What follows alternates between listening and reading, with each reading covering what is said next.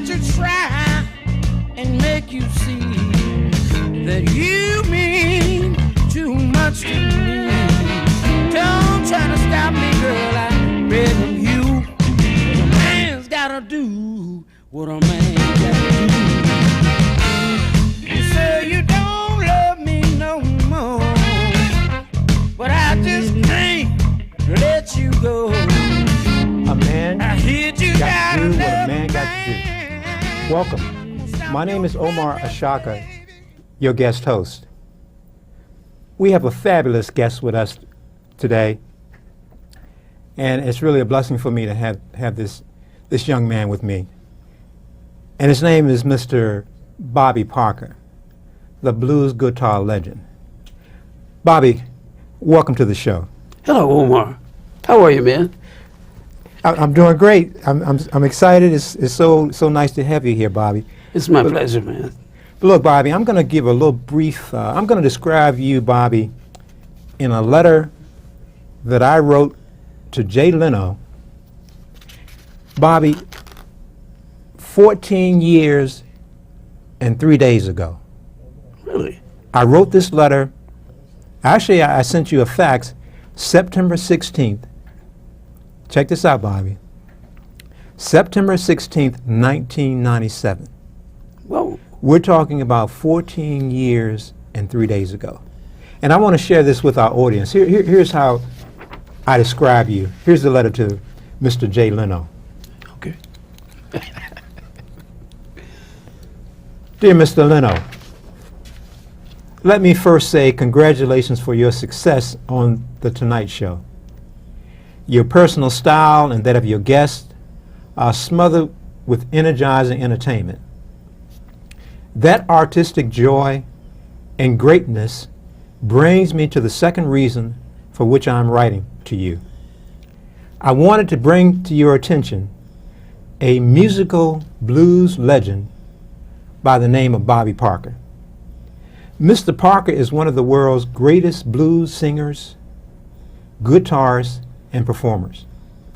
His mesmerizing performance and ability to intoxicate his audience with his musical mastery is an event that is unforgettable and addicting for the blessed soul fortunate enough to witness his arson of entertainment. Mr. Parker is one among a few living souls today who can say that he performed on the late great Ed Sullivan show with the great Bo Diddley.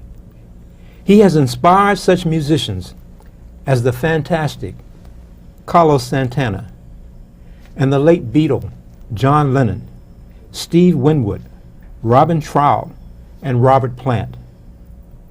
Mr. Parker has performed with entertainers, and one of my great, one of the singers I really love, Sam Cooke, Wilson Pickett, Jackie Wilson, Little Richard, and many others. The musical history and genius of Mr. Parker is an overflowing spirit of specialness in the musical genre of blues and a whole lot of other music. And as I said in the letter, peppered with other blends of music. Mr. Leno, this rare performer can offer an entertaining marriage beyond perfection with the character of The Tonight Show for both live and TV audience. Whether Mr. Parker is stroking his guitar or singing his catchy lyrics to his many songs, he is sure to have the audience clapping and dancing wherever they may be. Bobby Parker is a name that should be documented in the history books of blues and in the current day of television history in the making. Mr. Leno, because of your appreciation for special and unforgettable talent, I wanted to share with you an intimate profile of Bobby Parker, the legendary bluesman and living historian of the musical genre called the blues and other blended forms of music. Mr. Parker keeps on going, going, and going with his musical genius. And he has a wonderful story, both musically and intellectually, to share with your audience and the world. However, rather than me telling you about this legend, I have enclosed for your pleasure a brief promotional package which includes some articles written by some of the blues writers in cities such as Chicago, Washington, D.C., and Memphis. I am also enclosing 2 of Mr. Parker's CDs. One is called Bent Out of Shape, and the second is Shine Me Up. Mr. Leno, I close this letter, but let me also add that Mr. Parker is not only a stellar performer who knows how to bond with his audience, he is also a gentleman who has pioneered one long storybook telling musical journey. Thank you, Mr. Leno. Bobby, I got to, you know, when I was looking through this package, Bobby, I couldn't believe that this was written, like I said. Thank you, Omar. Almost, and you're welcome. It's my pleasure. But the fact that this is something that was written 14 years and 3 days ago, and you're sitting here with us today on Africa's Vision Network. It's my pleasure, man. And of course, you know, we've had you here in your band and you performed before. But Bobby, let me just ask you a few basic questions, and this is going to be your night. This is your chance to tell a little bit about this journey that you've had. But let me just ask you this first, Bobby. How do you fall in love with your guitar and your music for so many years? Well, it came by a series of things. When I was about 12 or 13 years of age, I had a paper route. I used to throw the little paper in the yards of people in my neighborhood that knew my family, my father, my mother, and you know, the rest of my family. So it was in about a radius of about 6 blocks. And one evening, I came down in the block to throw the paper in the yard, and a gentleman who was my father's friend, he said, "Junior, you're Bob's son, aren't you?" I said, "Yes, sir." He said, "Come on up in the yard. I want to talk to you a minute." He said, "Don't worry, the dog won't bite you." Open the gate, come on in. And I looked at the dog. He know better than do anything.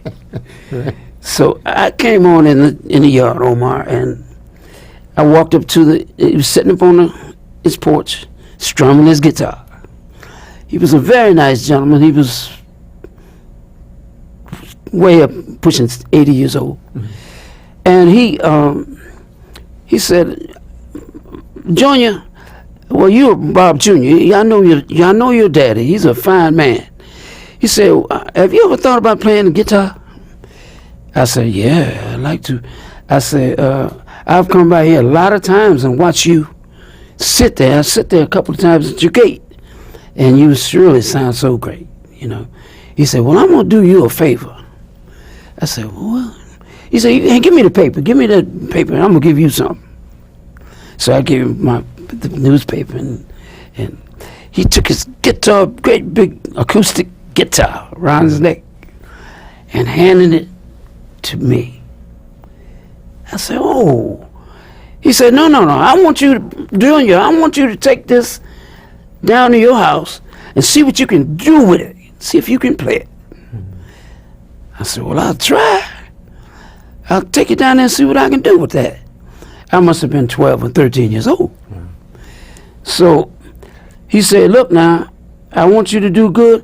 I'm passing all my years of integrity with music." He said, "I know your mother was a gospel singer. Your daddy, he liked Zydeco and your original family from Louisiana, Lafayette." I said, "Well, I'm going to do my best." I put that guitar on my bicycle. Went down the street about almost half a mile.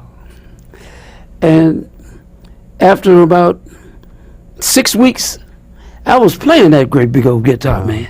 You know. And no teaching, nobody taught you, Bobby. You just did it yourself, or The hysteria and the emotion that he handed to me, he gave it to me, as you know, to carry on for him. and 6 weeks later, you played. And about 2 3 months later, the man passed on. Wow. And it was very sad to me, but it meant something for me to do, because he was a great guitarist himself. And he reached the age where he just did all he could do with it. He gave it to me, and I said, what a break I got. It was handed to me. It came to me just like magic. Well, I got maybe the talent handed to me from my parents too, you know. But I learned how to play guitar in a year. By the time I was 15 or 16 years old, I was on big talent shows with Johnny Otis Band, Little Esther, and Mel Walker in California, and a lot of great blues and R&B, roots rock people came through that genre in L.A. Johnny Guitar Watson and all them. So Bobby, at such a young age, 15, you're playing with this kind of talent. How did you connect with them? How did you make that happen?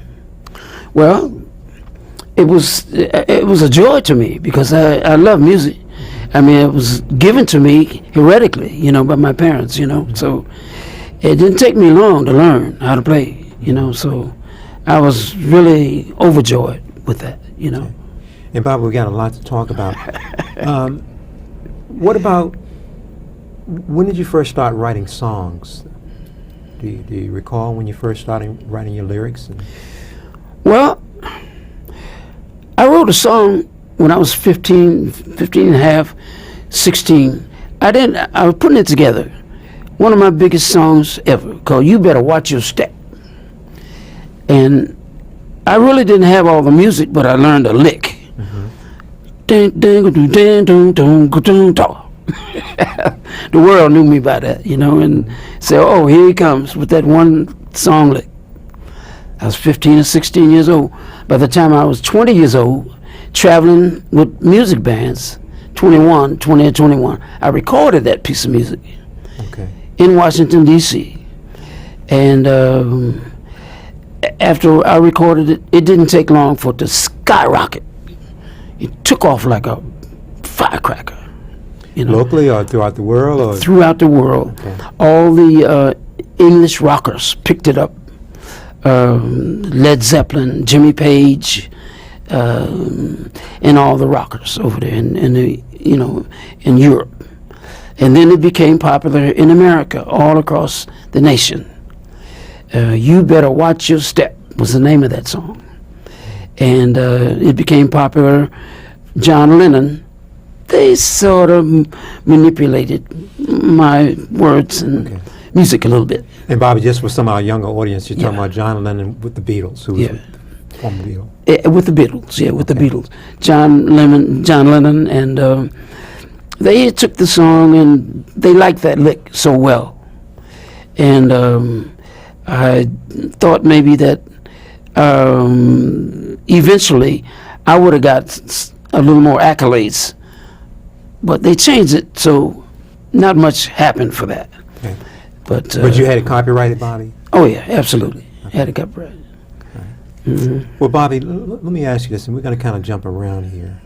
One of the things I was impressed with you when we were talking a week ago, you know, most musicians, especially those who really kind of make it big, they have their challenges with drugs and alcohol. But you were telling me that you protected your temple, which is your body. Can you talk a little bit about that? Well, I mean, because that's kind of an amazing run, and still is, I mean, from 12 to now. Yeah. Quite a few years, isn't it? Yeah. But, you know, I felt kind of lucky that I didn't desire that. You know, I didn't want it. And I like a little Christmas drink sometimes, little, light red wine sometimes, but not far from that. I don't go far from that, and that's it. I never use chemicals, and I'm glad I didn't, because I never didn't need chemicals to sustain me. Well, Bobby, for those who might be sitting in the audience going, yeah, right. Why is it that you? I mean, I think that's absolutely wonderful. But what gave you the discipline not to have the desire after all these years and being all around all these parties and whatever else goes along with the music industry? What gave you the desire, which is definitely admirable, but what gave you that desire? I mean, how did you find that kind of discipline? Well, I never found it necessary to stay up for days on end without sleep. I think that's the reason why a lot of them do that, to chemicalize themselves and go for days and days, and when they're drifting off, they do something chemically, I didn't think it was necessary to do that. But what about the parties? I mean, just like they have chips at parties and cookies. There's a lot of parties now. Yeah. Yeah. But like I say, I got around the desire for that, because I was kind of frightful of it, because I've seen a lot of bad things happen. Can you share? Great musicians. Can you share with the audience? I know you kind of talked to me about one. Yeah. I think you saw somebody in the bathroom. Well, first of all, when I first came up, I started playing with Otis Williams and the Charms, a doo-wop group, similar to the Jackson 5. Great group, man. I mean, they were really talented. And after about a year and a half, I went with Bo Diddley. And that was in the middle 50s. Bo Diddley's original band. We were at the Apollo. We were traveling all over the country. Bo Diddley was a very talented young guy, and he did what you call the hambo on his guitar. He was eloquent with that, man. Nobody was doing that but him, and I was backing him up, and I was happy to do that. So they came to us and asked if Bo Diddley could play the Ed Sullivan show. I said, whoa, man, Bo, let's do that, man. That's a great thing to do. Right. So we did that, and that went down in history with they wanted Bo Diddley to sing a country and western song, which was all right. I mean, I like country and western music, but he wanted to sing his Bo Diddley groove, So half of the song, when we did it on stage, in the evening when the show was going on, he tried to do it, and the other part of it, he's switching into his Bo Diddley music, which was cool. The world went berserk. They loved it, man. They just thought it was an accumulation of two songs, but evidently the Ed Sullivan team didn't like it so well. Yeah, I was going to ask you about that. Okay. Yeah.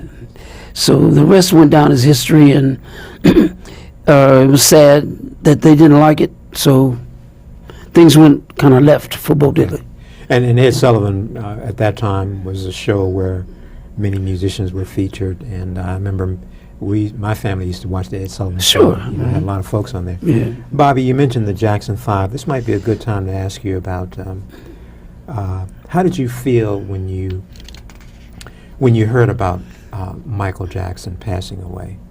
The wonderful, I call it the great, wonderful, beautiful Michael Jackson. Oh, man. I was so tragic stricken, because I never knew that he was that far over there with that, And help me out, Bobby, and when you say that far over there, what do you mean? I thought, I was reading about him very often, and he was sort of in the world of seclusion. Everybody said, where is Michael?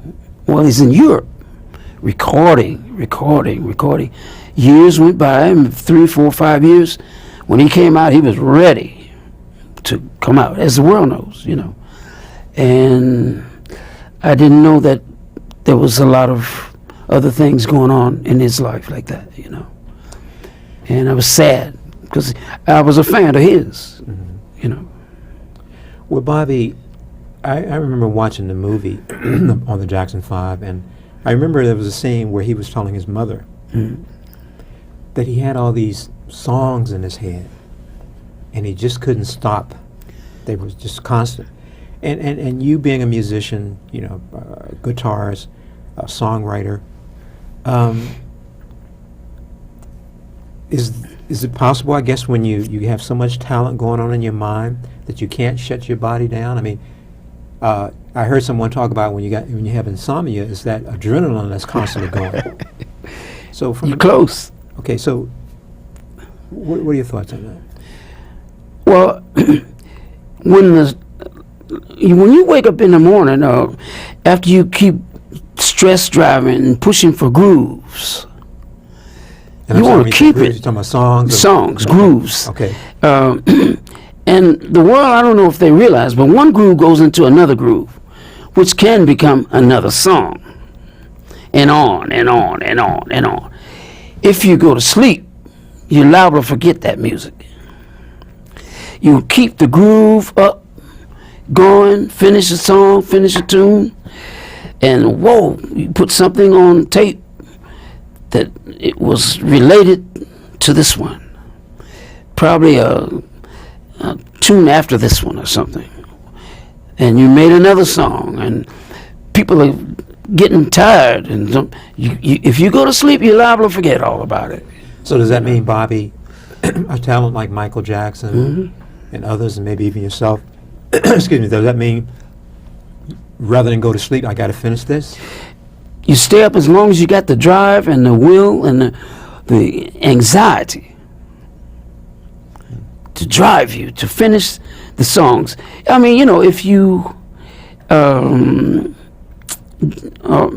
out of ideas to record, then maybe you can relax. You don't need to go to sleep, you know, chill out, whatever. Bobby, is that something that only a musician can understand and not, you know, a non-musician? I'm sure it is. Yeah, it is, because it's happened to me too. Once you start recording and keep a groove going, and it's driving you lyrically, your instruments have got you at a certain pace up here. You don't want to drop it. You want to keep it going, you know. Well, wow, Bobby, that's pretty interesting. Bobby, of course, we're going to do 2 segments to the show, and time is really moving on. Okay.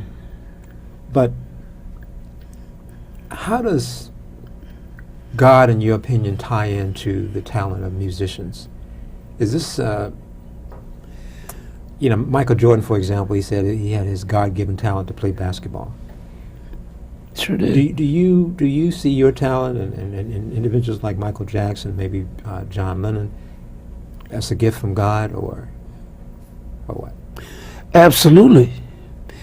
I don't think we could sustain ourselves and keep going without somebody watching over us.